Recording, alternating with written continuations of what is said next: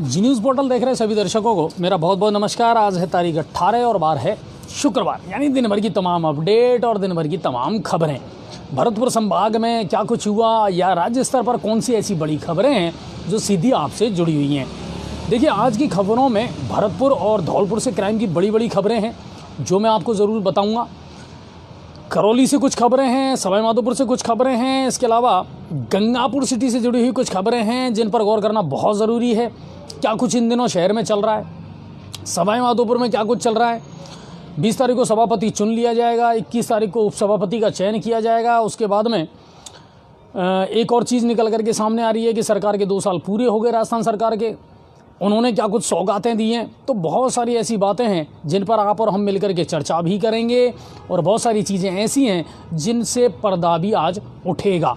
तो बने रहिए लास्ट तक मेरे साथ में, और मैं तमाम खबरें जो हैं वो आपको अब बताने वाला हूं विस्तार से। चलिए शुरुआत करते हैं पहले तो राज्य स्तर की बड़ी खबरों से कि राज्य स्तर पर क्या कुछ बड़ी खबरें हैं जिनका सीधा सरोकार आपसे है, जो सीधी आपसे जुड़ी हुई हैं। 11 लाख बेरोजगारों को एक शानदार तोहफा मिला है, और तोहफा ये मिला है कि रीट की एग्ज़ाम की डेट फिक्स हो गई है। 25 अप्रैल को इस एग्ज़ाम को आयोजित किया जाएगा। 2 साल पूरे हो चुके हैं सरकार के, और मुख्यमंत्री अशोक गहलोत ने बड़ा तोहफा दिया है बेरोजगारों को। हालांकि पद 31,000 हैं, लेकिन कुल मिलाकर के ये है कि जो बेरोजगार लंबे समय से इंतज़ार कर रहे थे उनका जो इंतज़ार है वो ख़त्म हो गया, और इसकी तारीख घोषित कर दी गई है कि 25 अप्रैल को ये एग्ज़ाम आयोजित की जाएगी। और उम्मीद ये करते हैं कि कम से कम बेरोज़गारी कुछ तो कम होगी। दूसरी खबर बेरोजगारों से जुड़ी एक और आई है साहब। सबसे बड़ी और ऐतिहासिक एग्ज़ाम जो हुई थी कांस्टेबल भर्ती परीक्षा, उसके रिजल्ट को लेकर के कि फरवरी तक वो रिजल्ट आ सकता है। जो उत्तर पुस्तिकाएं हैं उनकी जांच का जो काम है वो अंतिम चरण में चल रहा है। जल्द से जल्द उनकी जांच पूरी हो जाएगी, कॉपियां जांच ली जाएंगी और उसके बाद में रिजल्ट जारी किया जाएगा। दरअसल देखिए, आपको और हमको सबको पता है कि सबसे ज़्यादा अभ्यर्थी इसमें बैठे थे, तो इस वजह से रिजल्ट में थोड़ा सा विलम्ब हो रहा है, कॉपियों को जांचने में थोड़ा सा विलम्ब हो रहा है। लेकिन अभी अंतिम चरण में है और जल्द से जल्द इन कॉपियों को जांच करने के बाद में फरवरी में ये रिजल्ट अनाउंस कर दिया जाएगा। लगभग 7,000 के समथिंग ये पद हैं जिन पर नियुक्तियां होनी हैं। तो ये 2 बड़ी खबरें थी बेरोजगारों से जुड़ी हुई।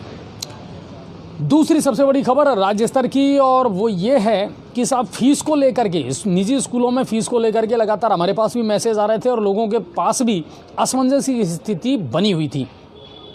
फीस देनी है या नहीं देनी है, क्योंकि निजी स्कूलों ने तगादा करना शुरू कर दिया है। 28 अक्टूबर का जो निर्णय आया था अदालत का, उसी को हाई कोर्ट ने स्वीकार किया है, उसी को मानते हुए और आज ये फैसला सुनाया गया है कि भाई फैसला रहेगा साहब।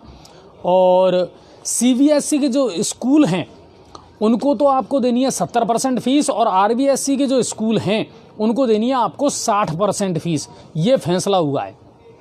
यानी जो राजस्थान बोर्ड के से जुड़े हुए स्कूल हैं, निजी शिक्षण संस्थान, उनमें आपको पिछले साल की 60% फीस जमा करवानी है, और जो CBSE से जुड़े हुए हैं, सेंटर से जुड़े हुए हैं, उनमें आपको 70% फीस जमा करवानी है। ये फैसला दिया है हाई कोर्ट ने।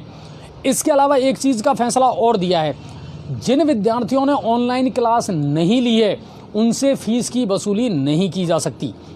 क्योंकि ये सही बात है सर, बहुत कम स्टूडेंट ऐसे हैं जिन्होंने ऑनलाइन क्लासेज ज्वाइन की थी। बाकी ग्रामीण क्षेत्रों में जो रहने वाले बच्चे हैं उन्होंने ऑनलाइन क्लास नहीं ज्वाइन की।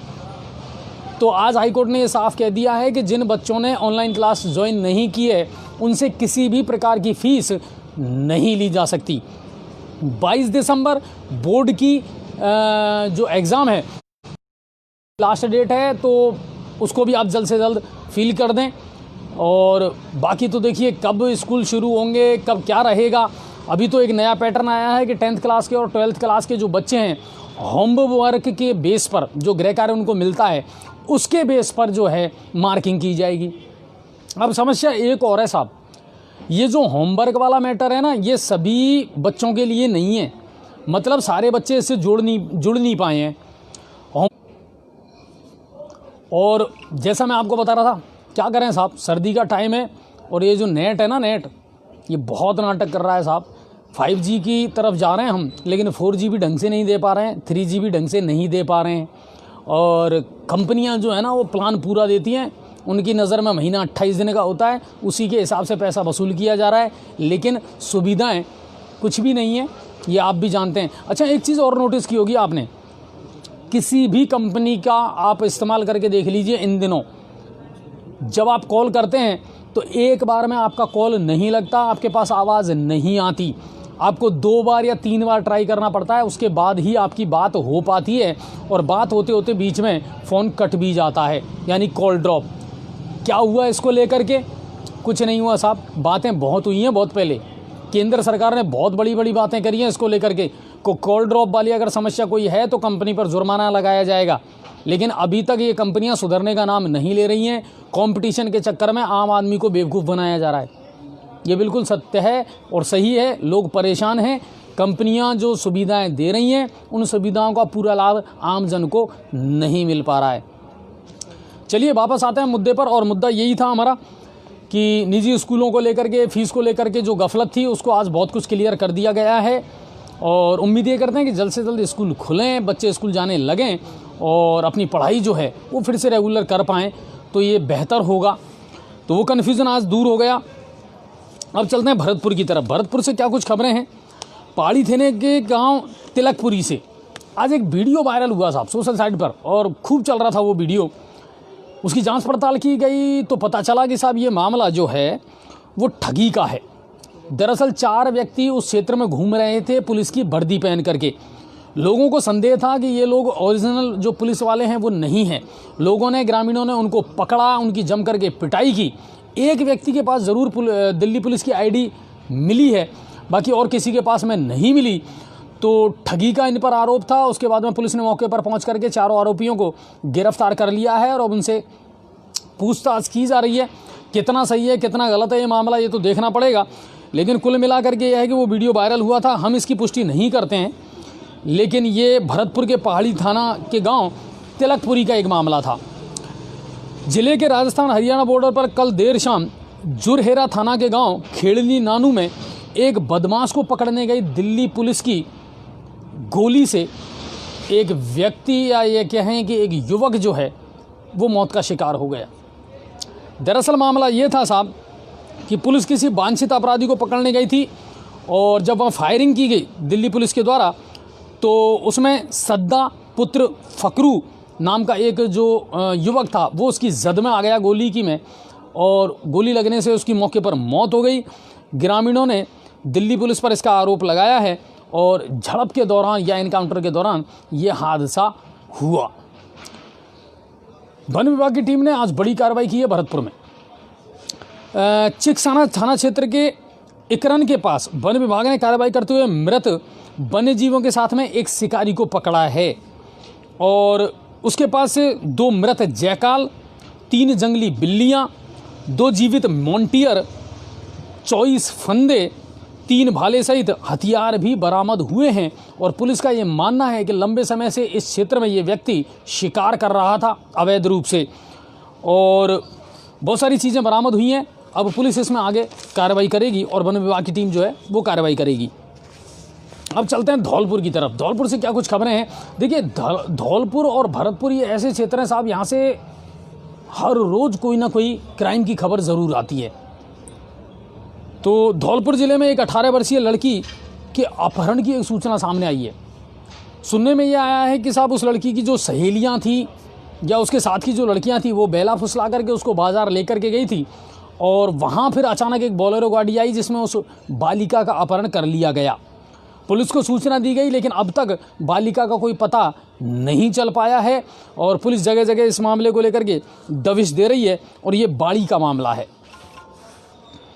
सरमथुरा के गांव सुनकई में एक और मामला आया है। सुनकई में पुरानी रंजिश के चलते कुछ असामाजिक तत्वों ने एक 15 वर्षीय बालक को अपनी गोली का शिकार बना लिया। बालक अमन मीना जो था उस पर हमला किया गया। पुरानी रंजिश का ये मामला था, और कुछ मोटरसाइकिल पर सवार युवक आए, उन्होंने अंधाधुंध फायरिंग की, और उस फायरिंग में 15 वर्षीय जो अमन मीना था उसकी मौत हो गई।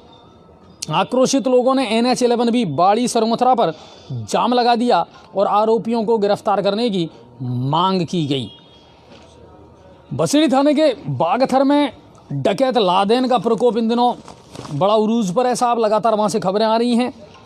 और कल भी उसने जम करके उत्पात मचाया, नहर पर काम कर रहे मजदूरों से उसने मारपीट की, उनके मोबाइल छीन लिए और उन्हीं के मोबाइल से ठेकेदार को फ़ोन किया और 10 लाख रुपए की मांग की और ये कहा कि अगर 10 लाख रुपए नहीं दिए गए तो उसको जान से मार दिया जाएगा।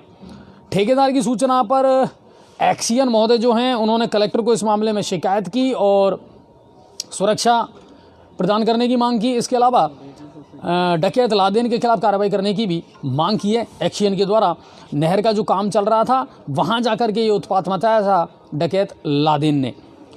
अब चलते हैं करौली की तरफ। ACB एंटी करप्शन ब्यूरो पूरे शबाब पर है साहब, उनका काम बहुत दिल से काम कर रहे हैं और पूरी गंभीरता के साथ काम कर रहे हैं। और अगर कहा जाए तो पूरे राजस्थान में ये एक ऐसा डिपार्टमेंट है जिसने हड़कंप मचा रखा है। रिश्वतखोर जो कर्मचारी हैं, अधिकारी हैं, जो भ्रष्ट कर्मचारी हैं, अधिकारी हैं, उनके खिलाफ लगातार कार्रवाइयाँ की जा रही है और स्पेशली करौली में। तो आप पिछले 1-2 महीनों में देख लीजिए, हर क्षेत्र में जाकर के और ACB ने कार्रवाई की है। वहाँ के DSP अमर सिंह जी जो हैं वो लगातार फील्ड में सक्रिय हैं। आज भी इसी तरह की एक कार्रवाई को अंजाम दिया गया DSP अमर सिंह के नेतृत्व में। और सपोट्रा थाने के हेड कांस्टेबल बच्चू सिंह को 3,000 रुपये की रिश्वत लेते ट्रैप कर लिया। इस मामले में जो शिकायत थी वो की थी जोड़नी निवासी देसराज मीणा ने और उसकी शिकायत पर पुलिस ने जब वेरिफिकेशन किया ACB ने, और वेरिफिकेशन करने के बाद में, सत्यापन करने के बाद में टीम ने अपना जाल फैलाया और आज रिश्वत लेते हुए 3,000 रुपये की रिश्वत लेते हुए मौके पर ट्रैप कर लिया और अब आगे की कार्रवाई की जाएगी। तो ACB की जो कार्रवाई है ना वो लगातार क्षेत्र में जारी है, चाहे करौली की बात कर लें या सवाई माधोपुर की बात कर लें। आपको पता होगा सवाई माधोपुर में तो जो सबसे बड़े मुखिया थे DSP भैरूलाल जी, उन्हीं को ACB ने ट्रैप कर लिया रिश्वत वाले प्रकरण में। इस पर बात जरूर करूंगा मैं आगे पूरी खुल करके। चलिए और अब चलते हैं सवाई माधोपुर की तरफ। खंडार से एक बड़ी खबर आई थी, देर शाम ये खबर आई थी हमारे पास में कि बाणपुर गांव में एक किसान पर टाइगर ने हमला कर दिया है। दरअसल क्या बाणपुर हैं, बोदल हैं, ये कुछ ऐसे गांव हैं जो रणथंभौर नेशनल अभयारण्य है ना उसके बिल्कुल सटे हुए हैं, उसके नज़दीकी गाँव हैं। ये टाइगर का मूवमेंट रहता है उस क्षेत्र में और लगातार इस तरह की खबरें आती हैं। आप देखिए कई बार शेर जो है ना वो बीच सड़क भी आ जाता है। तो लगातार इस तरह की खबरें आ रही हैं और ये खबर आई है बाणपुर से। बाणपुर में एक किसान जो था वो अपने खेत में सिंचाई का काम कर रहा था और अचानक उस पर टाइगर ने हमला कर दिया। उसके चिल्लाने पर आसपास जो किसान काम कर रहे थे वो दौड़ करके आए और हो हल्ला करके वहाँ से टाइगर को भगाया गया। लेकिन तब तक लहूलुहान स्थिति में और घायल अवस्था में जो कृषक था रमेश गुजर, उसको खंडार अस्पताल में एडमिट करवाया गया जहां उस घायल का इलाज चल रहा है। मौके पर वन विभाग की टीम भी पहुंची है और तफ्तीश शुरू कर दी है कि आखिर टाइगर था कौन, क्योंकि सबकी पहचान है वन विभाग के पास में। तो कौन सा ऐसा टाइगर है जिसका मूवमेंट उस क्षेत्र में है और जिसने ये हमला किया है, तो वो शुरू कर दिया है वन विभाग ने। अब अगली खबर सवाई माधोपुर से। तो ACB के जो रियल सिंघम हैं ADG MN दिनेश, वो आज सवाई माधोपुर आए और सवाई माधोपुर में ठींगला स्थित जो ACB का मुख्यालय है, कार्यालय है, वहाँ पर उन्होंने आमजन से मुलाकात की, लोगों की जन सुनवाई की, समस्याओं के बारे में बताया। लोगों ने भी उनको खुल करके भ्रष्टाचार के बारे में भी शिकायतें की और MN दिनेश ने भी बिल्कुल खुल करके ये कहा है कि किसी भी विभाग में अगर कोई भ्रष्ट अधिकारी है और आपके पास इस तरह की कोई चीज़ें हैं, शिकायतें हैं, तो आप खुलकर ACB को बताएं। ACB कोई कोताही नहीं बरतेगी ऐसे लोगों को सलाखों के पीछे पहुंचाने में। और वाकई में BL सोनी जी और MN दिनेश साहब मिलकर के जो काम कर रहे हैं ना इन दिनों राजस्थान में ACB के अंतर्गत, वो काबिल तारीफ़ है। बहुत सारे जो मामले थे उनसे पर्दा उठा है, जो आय से अधिक संपत्ति के मामले हैं उनको लेकर के भी खुलासा किया है। इसके अलावा जो ऐसे अधिकारी हैं ना जिनको खून मुंह लग गया साहब, लगातार जिनको मलाई चाहिए, अब वो भी धीरे धीरे सलाखों के पीछे जाने लगे हैं।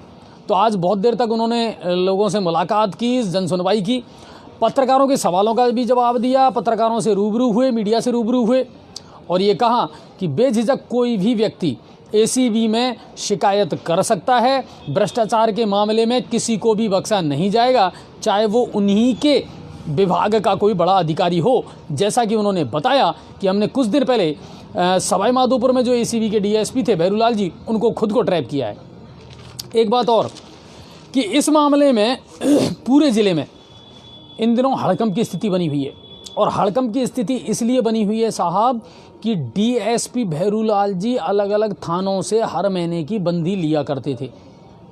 बंदी किस बात को लेकर के कि सवाई माधोपुर ज़िले में बजरी माफिया जो है वो अपने पैर अच्छी तरीके से जमा चुका है, पसार चुका है, और इन सब की बंदियां बंधी हुई थी।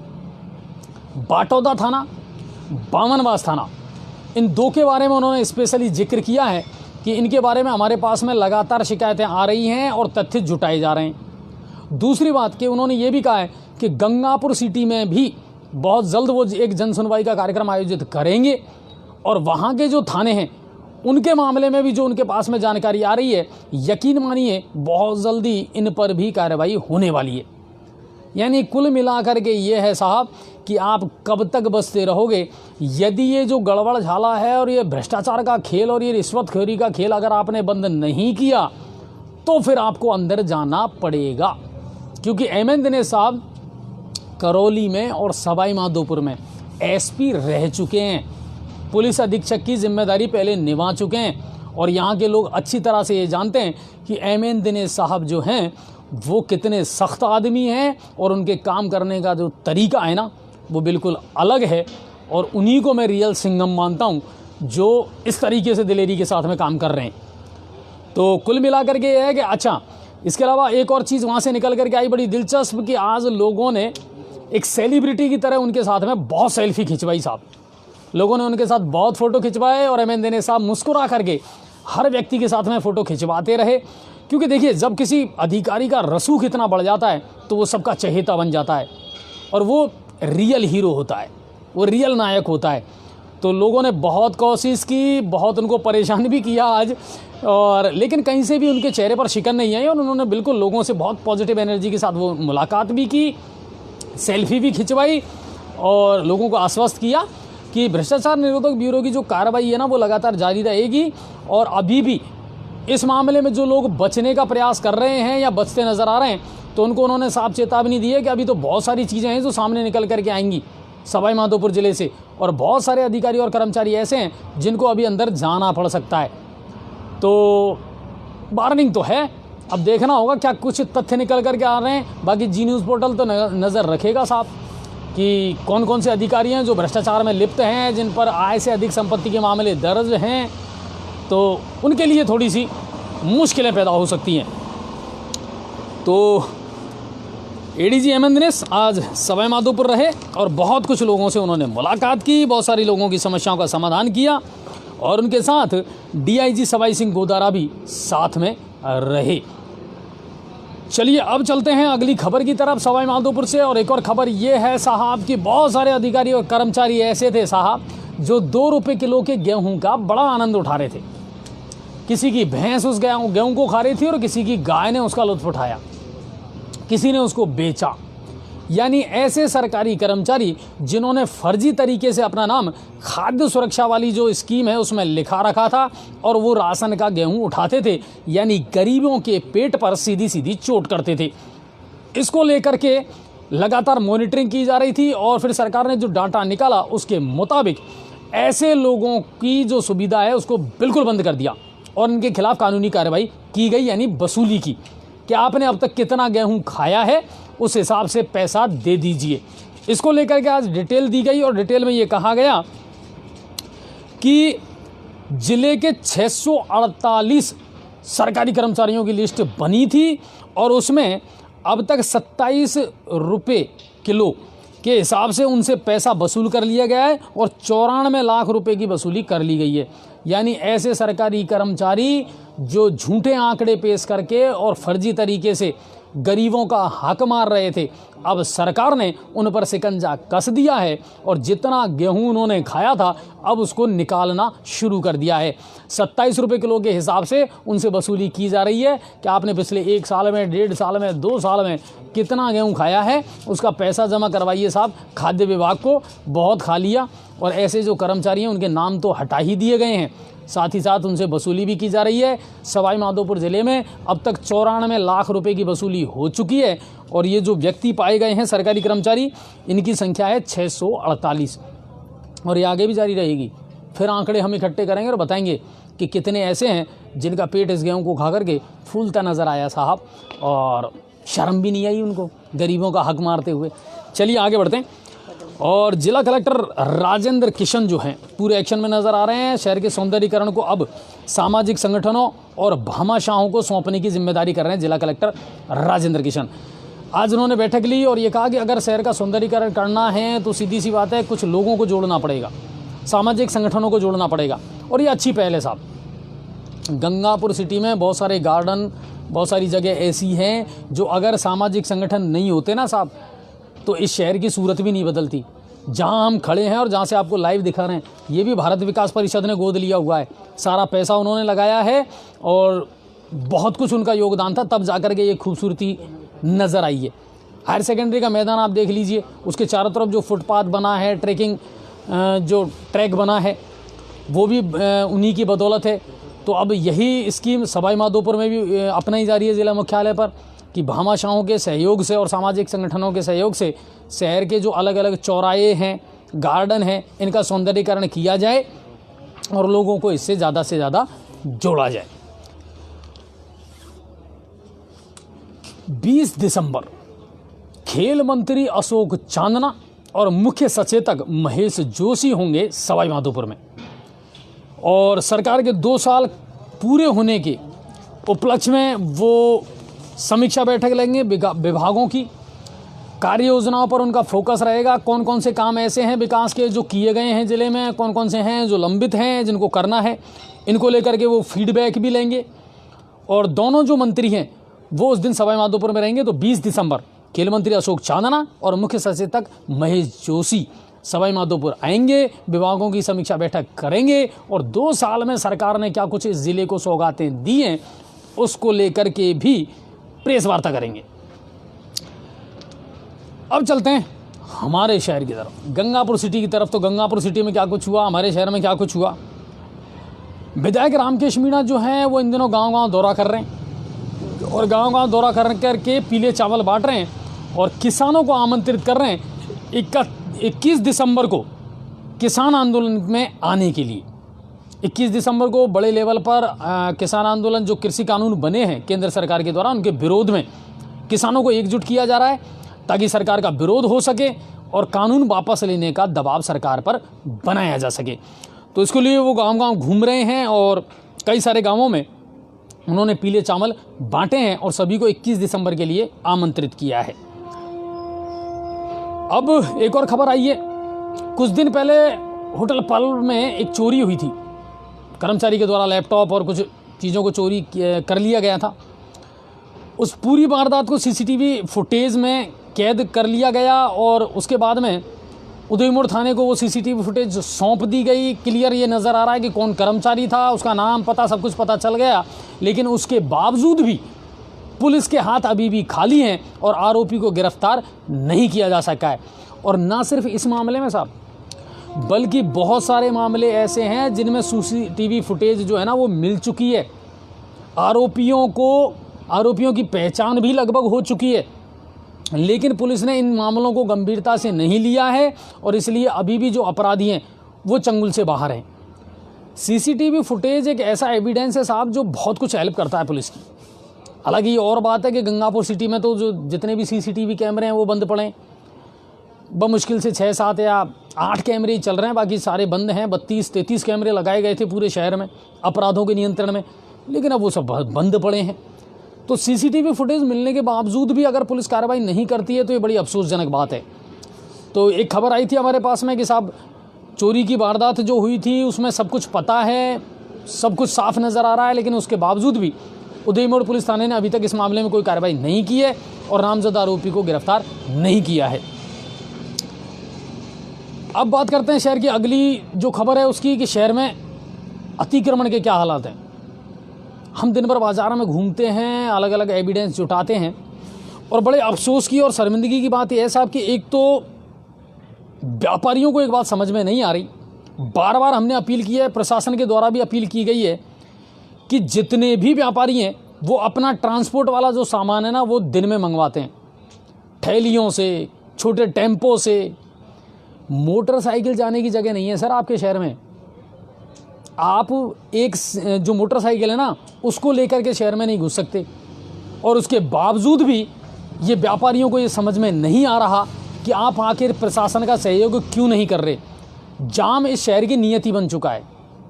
कहीं भी किसी भी क्षेत्र में किसी भी इलाके में आप चले जाओ, मतलब ये शहर इतना बड़ा मेट्रोपॉलिटन सिटी हो गया साहब कि अगर आपको अपने ऑफिस पहुंचना है ना 10 बजे, तो आपको 9 बजे घर से निकलना पड़ेगा, तब जाकर के आप 10 बजे अपने नियत स्थान पर पहुंच पाएंगे। ये शहर इतना बड़ा नहीं हुआ है, लेकिन शहर का सिस्टम बिगड़ा हुआ है। कोई व्यवस्था नहीं है साहब किसी भी प्रकार की। मुख्य बाजार में आप चले जाइए, दोनों तरफ मोटरसाइकिल। जो रास्ता 20 फीट का और 25 फीट का है ना, वो मुश्किल से 4 से 5 फीट का रह गया। अकड़ने को लोग तैयार हैं, लड़ाई झगड़ा करने के लिए लोग तैयार हैं। हर व्यक्ति गुस्से में है साहब, और यहीं से हिंसा और अपराध का जन्म होता है। इतनी बेशर्माई लोगों ने ओढ़ रखी है कि सब कुछ पता है, सब कुछ दिख रहा है कि मैंने ठेला कहाँ खड़ा कर रखा है, मैंने मोटरसाइकिल कहाँ खड़ी कर रखी है, मैं क्या गलत कर रहा हूँ, सब जानते हैं। लेकिन उसके बावजूद भी बेशर्मी की एक ऐसी चादर ओढ़ रखी है, और इसमें प्रशासन क्या कर सकता है। प्रशासन जाकर के अगर वहाँ डंडे बरसाएगा तो आपको बुरा लगेगा, क्योंकि आप कुछ करना ही नहीं चाहते। आप तो सारी चीज़ें प्रशासन पर छोड़ देते हैं। सफाई करेगा प्रशासन, भीड़ हटाएगा प्रशासन, पार्किंग करेगा प्रशासन, तो आपका क्या काम है? व्यापार करना, दुकानदारी करना। जब दुकान तक ग्राहक पहुंचेगा ही नहीं तो आप दुकानदारी करोगे कैसे? इस शहर को सकड़ा यहाँ के व्यापारियों ने किया है। बिल्कुल मैं सीधा सीधा इस बात को कह रहा हूँ, इस शहर को सकड़ा अगर किसी ने किया है, इस शहर में अतिक्रमण अगर किसी ने किया है तो यहाँ के व्यापारियों ने किया है। उन्हीं की शय पर अतिक्रमण हो रहा है। उदय मोड़ पर आप चले जाइए, वहाँ तो व्यापारी जो दुकानदार है ना वो अपने सामने ठेला लगाने के लिए किराया ले रहे हैं। ये बिल्कुल सही खबर है, चाहे कैमरे के सामने आकर के कोई खुलकर ना बोले, लेकिन ये सही है। 1500 से 2000 रुपये का किराया लिया जा रहा है जो सामने ठेली लगाता है, रेहड़ी लगाता है ना, उससे, दुकानदार के द्वारा। तो फिर कैसे काम चलेगा साहब? इस शहर को बदसूरत भी आप ही लोग कर रहे हैं। गंदगी और कचरे का ढेर देखिए साहब, आधा रास्ता तो वही खा गया। राजकीय आयुर्वेदिक औषधालय जो तहसील के सामने है, उसके सामने जाकर के जब नहर रोड को रास्ता जाता है तो उस मेन पॉइंट पर आप देखिए सर, उस एरिया में इतना कचरा फैला हुआ है जिस पर आवारा जानवर मुंह मारते फिर रहे हैं, और वो रास्ता ही ब्लॉक हो गया उस कचरे की वजह से। मगर शर्म ही नहीं आती नगर परिषद को कि साहब उस कचरे को हम हटा दें, अतिक्रमण को। बहुत सारे काम हैं आपके करने के साहब, जो करिए। और मैं एक बात और कह दूं, नगर परिषद की बहुत सारी अंदरूनी चीज़ें ऐसी निकल करके हमारे सामने अभी आई हैं जिनको सबूत के साथ में पेश करूंगा कि जब सभापति नहीं है उसके बावजूद भी बहुत सारे ऐसे टेंडर हैं जो हुए हैं, बहुत सारे ठेके ऐसे हैं जो हुए हैं और वो काम हुआ नहीं है, जबकि उसका पैसा उठा लिया गया है। बिल्कुल मैं सबूत के साथ इस चीज़ को पेश करूंगा। बचने का प्रयास ना करें, बल्कि कुछ करने का प्रयास करें शहर के लिए। आप अगर ये सोचते हैं कि सब कुछ हवा हवा में चलता रहेगा और ऐसे ही चलता रहेगा, तो ये नहीं चलेगा साहब। और मैं गंगापुर के हर व्यक्ति से, हर व्यापारी से, हर युवा से ये कहना चाहूँगा सर, इस शहर को आप किसी और के भरोसे ना छोड़ें। ये हमारी और आपकी सबकी जिम्मेदारी है। अतिक्रमण है, भीड़ है, गंदगी है, ये सबकी जिम्मेदारी है। अमृत योजना और सीवरेज का काम बोले चल रहा है साहब, क्या खाक चल रहा है? पेचवर्क तो कहीं नहीं हो रहा। नहर रोड पर जाकर के देख लीजिए आप, धूल उड़ती है साहब। और जबकि वो जो काम है ना वो दीपावली से पहले हो गया था। दीपावली से पहले आपने गड्ढे खोद दिए थे, दीपावली से पहले आपने उसमें पाइपलाइन डाल दी थी, लेकिन उसका पेचवर्क अभी तक नहीं हुआ। सिंधी कॉलोनी में आप चले जाइए, बड़े बड़े गड्ढे हैं, केवल उस बूढ़े को रपेट दिया गया है, इसके अलावा कोई पेचवर्क नहीं हुआ। क्यों नहीं हो रहा यह पेचवर्क? आश्वासन दिए जा रहे हैं, पाइपलाइन डाली जा रही है साहब, नलों का काम चल रहा है, पेच वर्क कहाँ गया साहब? ये सड़कें खोद तो दी आपने, इनको सही कौन करेगा? लोग गिर रहे हैं, मर रहे हैं, शहर में धूल का गुबार उड़ रहा है, मगर किसी को कोई चिंता ही नहीं है। कहें तो किससे कहें बताओ? कुल मिलाकर के है, लोगों को खुद उठना पड़ेगा, लोगों को खुद जागना पड़ेगा और लोगों को खुद आवाज़ उठानी पड़ेगी साहब। ऐसे तो काम नहीं चलेगा। नगर परिषद के चुनाव हो गए, अगर नगर परिषद के चुनावों की खामियां मैं आपको बताने लगूँ ना साहब, एक एक वार्ड की, तो आप दांतों तले उंगली दबा लोगे कि कितना फर्जी मतदान हुआ है। कितने लोग ऐसे हैं जिनके 2-2, 3-3 वार्डों में नाम थे। फिर बीएलओ ने क्या करा था? कई सारे उम्मीदवार ऐसे थे जो बहुत कम मार्जिन से हारे हैं, सिर्फ बीएलओ की वजह से, सिर्फ प्रशासन की लापरवाही की वजह से। लोग ज्ञापन देते रहे, चिल्लाते रहे कि साहब फर्जी नाम है, आपने हटाए नहीं, लेकिन कोई सुनवाई नहीं हुई साहब। बीएलओ गया, एक जगह बैठा, 2, 5, 10 नाम लिखे, हो गया काम। ये हुआ है इस शहर में और ये अभी भी हो रहा है इस शहर में। मैं बहुत सारे वार्डों की जो वोटर लिस्ट है ना, वो आपको बता सकता हूं, जिनमें 70, 80 नाम ऐसे थे साहब जो फर्जी थे, गलत तरीके से थे, उनका उस वार्ड से कोई लेना देना नहीं था। और बहुत सारे ऐसे थे जिन्होंने 2-2 वार्डों में जाकर के अपना वोट का इस्तेमाल किया है। एक एक वोट मायने रखता है साहब, जिसमें आपने तो 60-60, 70-70 हज़ार वोट डलवा दिए। सॉरी, 60-60, 70-70 वोट, हज़ार नहीं। तो ये चीज़ें प्रभावित तो करती हैं साहब, और इनके बारे में सोचना तो पड़ेगा। कर्मचारी भी है, काम भी कर रहे हैं, तनख्वाह भी मिल रही है, मगर इनफील्ड नज़र कुछ नहीं आ रहा। कहानी वही ढाक के 3 पात वाली है। रोड लाइटों की आप कंडीशन देख लीजिए, एक इलाके में जलती है, दूसरे में नहीं जलती। आज किसी क्षेत्र में अंधेरा है, किसी क्षेत्र में उजाला है, कल उस क्षेत्र में अंधेरा हो जाएगा, दूसरे क्षेत्र में उजाला हो जाएगा। पीठ थपथपाएं तो किसकी थपथपाएं, कहें तो किससे कहें, आप बताइए। बहुत सारी बातें हैं जिन पर गौर करना पड़ेगा अगर इस शहर को अच्छा बनाना है, खूबसूरत बनाना है। शिवरतन जी नए सभापति के रूप में आए हैं, जिम्मेदारियां बहुत हैं और चुनौतियां बहुत हैं। इतना आसान नहीं होगा इस शहर को सजाना और संवारना, क्योंकि हम अपनी जिम्मेदारी से नहीं भागेंगे। जीनियस पोर्टल तो नहीं भागेगा, चाहे वो कोई भी सभापति बने, चाहे कोई भी वार्ड मेंबर बने, हम तो सवाल पूछेंगे साहब, क्योंकि ये अधिकार है साहब। जब मैं सड़क पर चलता हूँ तो उसका एक अधिकार है मेरा कि मैं रोड टैक्स देता हूँ साहब। आप एहसान नहीं कर रहे मेरे ऊपर, मुझे सही सड़क चाहिए। वार्ड नंबर 47 में आप चले जाइए, लोग अभी भी पानी के लिए त्राई त्राई कर रहे हैं। बिल आ रहा है ना, खूबसूरत बात, बिल आ रहा है, बिल दे रहे हैं वो, लेकिन पानी नहीं आ रहा उनके पास। और आज तो बड़ी जोरदार चीज़ देखी साहब, अमृत योजना में पंचायत समिति में एक टंकी का निर्माण हुआ, जिसका उद्घाटन भी विधायक रामकेश मीणा ने करा था। आपकी जानकारी के लिए बता दूं, ये वही टंकी है जिसमें सुरेश प्रजापति हत्याकांड, गंगा जी की कोठी, वो महिला उस टंकी पर चढ़ी थी, वो लीकेज हो गई साहब। है ना जोरदार बात। अमृत योजना का काम था, टंकी का निर्माण हुआ, उद्घाटन हो गया, बहुत सारे इलाके को पानी मिलेगा। विधायक रामकेश जी ने उसका उद्घाटन करा था, वो टंकी लीकेज है। हमारे पास उसके फ़ोटो हैं, आज शाम को हम वहाँ से फ़ोटो खींच करके लाए थे, पानी नीचे टपक रहा है उसका। कैसा निर्माण काम था साहब, कितने पैसे लगाए आपने, और वो टंकी अभी लीकेज हो गई। बमुश्किल 3 से 4 महीने हुए होंगे उसको शुरू हुए, टंकी 70% ही भरी जाती है, और वो टंकी 70% ही भरी जाती है। कारण क्या है कि 2 मीटर ऊपर जाते तो वो लीकेज है, पानी तो पूरा बाहर निकल जाएगा। अपनी गलतियों को छुपाने के लिए सिर्फ इतना ही भरा जाता है ताकि वहां जाकर के वो लीकेज ना हो। कमाल करते हो साहब। फिर क्या होगा, एक दिन लीकेज होगी, एक दिन वो फूटेगी, फट जाएगी और पूरी टंकी नीचे आकर के गिर जाएगी। 2, 5, 10 लोग उसमें शायद हो सकता है हादसे के शिकार हो जाएं, 5-5 लाख रुपए उनका मुआवजा मिल जाएगा, बस हो गया काम। और क्या है, जांच जारी रहेगी। हिंदुस्तान में यही तो होता है, जांचें चलती रहती हैं। तो उसको भी कल दिखवा लें कि आखिर वो टंकी इतनी लीकेज कैसे हो गई इतनी जल्दी।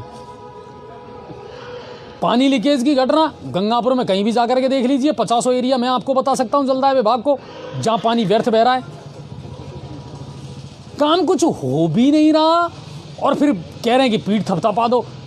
हमसे तो ना होगा साहब, कैसे थपथपा दें? काम करोगे, बिल्कुल तारीफ करेंगे हम आपकी कि आपने काम किया है साहब, और शानदार काम किया है। बहुत बातें हैं साहब, बहुत सारा आक्रोश है। और आपको पता है आमजन गुस्से में है। ये आम आदमी पता है गुस्से में क्यों है? क्योंकि आम आदमी बहुत कुछ सोच करके अपने घर से निकलता है साहब। एक पिता इसलिए गुस्से में है कि वो बच्चों को अच्छी सुविधाएं नहीं दे पा रहा। एक माँ इसलिए गुस्से में है कि वो उनके बच्चों की आंखों में तैरते सपनों को पूरा नहीं कर पा रही है। एक व्यापारी इसलिए गुस्से में है कि उसको इतने सारे नियमों में बांध दिया गया है, जीएसटी और ये और वो, और फिर उसका काम धंधा अभी उतना अच्छा चल नहीं रहा। एक शिक्षक इसलिए गुस्से में है क्योंकि वो अपने बच्चों को, अपने जो विद्यार्थी हैं उनको अच्छी तालीम नहीं दे पा रहा है। युवा इसलिए गुस्से में है कि उसे रोजगार नहीं मिल पा रहा है। वो तैयारी तो कर रहा है, वो दिन रात मेहनत तो कर रहा है, मगर उसके लिए उतना प्लेटफॉर्म, उतना स्पेस है ही नहीं। आमजन गुस्से में है साहब, और उस गुस्से को समझो। बाकी आमजन से भी मेरा ये कहना है सर कि अपनी ज़िंदगी को बहुत खूबसूरत तरीके से जिएं। और ये तो ज़िंदगी है साहब, ऐसी चलती रहेगी। हम चिल्लाते रहेंगे, वो सुनते रहेंगे, 100 बार चिल्लाएंगे, एक आध काम तो पूरे होंगे। चिल्लाना बंद ना करें। चलिए अब बढ़ते हैं अगली खबर की तरफ। पेट्रोल डीजल के दाम, केंद्र कह रहा है राज्यों की कमी है। राज्यों पर जब हमने फोकस किया तो पता चला कि साहब राजस्थान में तो सबसे ज़्यादा टैक्स लगा हुआ है पेट्रोल पर और डीजल पर। केंद्र सरकार ने तो नियंत्रण से हटा दिया पेट्रोल, डीजल और गैस को। पहले हर महीने और 15 दिन में जो है वो रिव्यू होते थे इसके जो प्राइस हैं वो, लेकिन अब केंद्र ने उसको मुक्त कर दिया कि हर दिन हुआ करेंगे। ये वेट कम कर दो ना साहब, क्या फ़र्क पड़ रहा है कि सारा कोरोना का खर्चा यहीं से निकालोगे? आपने तो मास्क के नाम पर, चालान के नाम पर खूब पैसा बनाया है साहब। कुछ तो राहत दे दो जनता को, थोड़ा बहुत वेट कम कर दो तो पेट्रोल और डीजल के दाम गिर सकते हैं, कंट्रोल में आ सकते हैं। इतना पेट्रोल और डीजल का दाम कभी नहीं हुआ जितना अब चल रहा है। तो ये बड़ी खबरें थी और ये थोड़ा सा बड़ा इशू था जो मैंने आपको बताया। कृषि कानूनों को लेकर के बड़ी तगड़ा हो हल्ला चल रहा है साहब, बॉर्डर पर भी, किसानों पर भी और राज्य सरकारों में भी साहब। केंद्र सरकार के खिलाफ ऐसा लग रहा है जैसे फांसी की सज़ा सुना दें प्रधानमंत्री नरेंद्र मोदी को अगर सामने हो तो। धरना प्रदर्शन चल रहा है। कृषि कानूनों को लेकर के जो एक्सपर्ट हैं उनको हम आपके सामने लेकर के बहुत जल्दी आने वाले हैं कि आखिर इन कृषि कानूनों में गलत क्या है, सही क्या है और आखिर चल क्या रहा है धरातल पर। याद रखना, बहुत सारे आंदोलन जो इस सरकार के खिलाफ हुए हैं उनमें से ज़्यादातर स्पॉन्सर्ड थे, प्रायोजक थे। हो सकता है आपको मेरी ये बात शायद एक पक्षीय लगे या गलत लगे, लेकिन मैं कह रहा हूँ कि हम इतने बुद्धिजीवी तो हैं कि अच्छे बुरे, सही और गलत का फैसला कर सकें कि वो सरकार जिसने अब तक सबसे ज़्यादा एमएसपी किसानों को दिया है, वो सरकार जिसने अब तक 6,000 रुपये हर साल किसानों को दिया है, वो सरकार एक गलत कानून नहीं बना सकती। और अगर कहीं कोई गड़बड़ है तो उसमें संशोधन किया जा सकता है और किया जाना चाहिए। अगर टेबल पर बैठ कर के बात की जाए तो समाधान हो सकता है। जी क्या हुआ? प्रधानमंत्री का फोन है, यूपी में डीजल 10 रुपये लीटर सस्ता है। हाँ बिल्कुल, बहुत जगह है साहब। और इसके अलावा अभी एक ब्रेकिंग और आई है कि धौलपुर के सैंपऊ में एक व्यापारी के साथ लूट का मामला सामने आया। हथियारों के दम पर ये लूट हुई है और नोटों से भरा बैग लेकर के, और जो असामाजिक तत्व थे वो मौके से फरार हो गए। इसके अलावा एक खबर और आई है, एक पत्रकार थे साहब जिनसे हिंडौन में टोल प्लाजा पर टोल टैक्स लिया गया। आपको बता दूं, टोल कर्मियों की शिकायतें लगातार सुनने में और देखने में आ रही है कि एक तो उनका व्यवहार बड़ा ख़राब, दूसरी बात उनको कोई नॉलेज नहीं।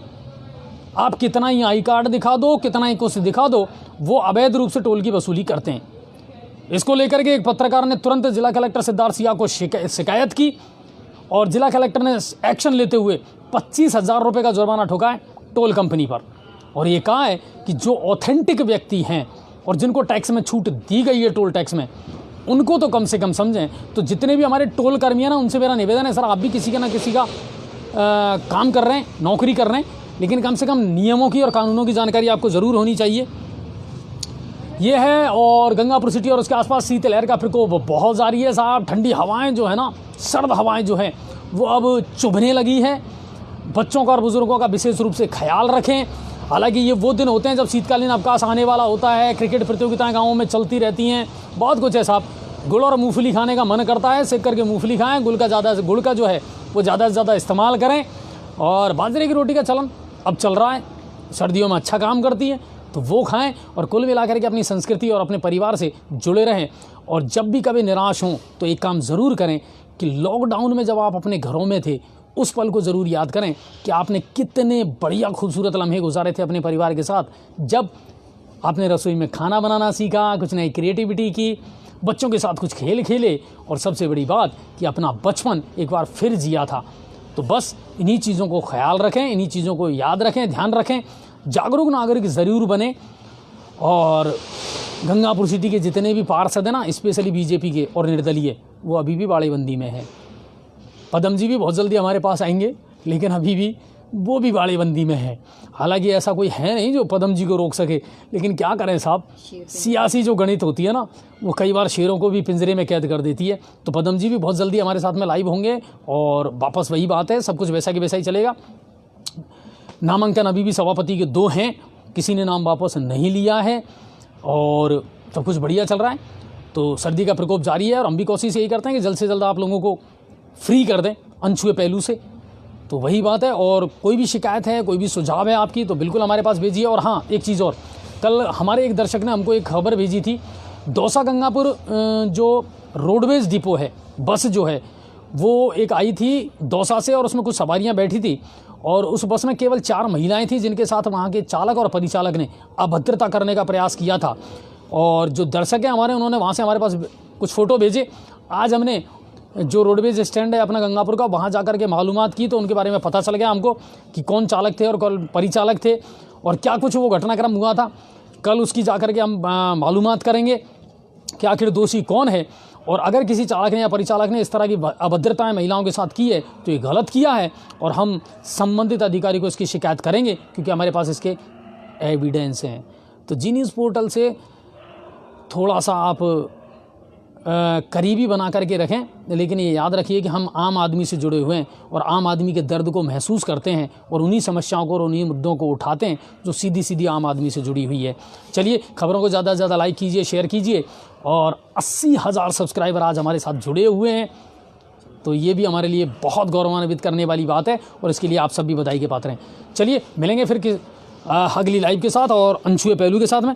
तब तक के लिए जय हिंद और जय भारत। धन्यवाद।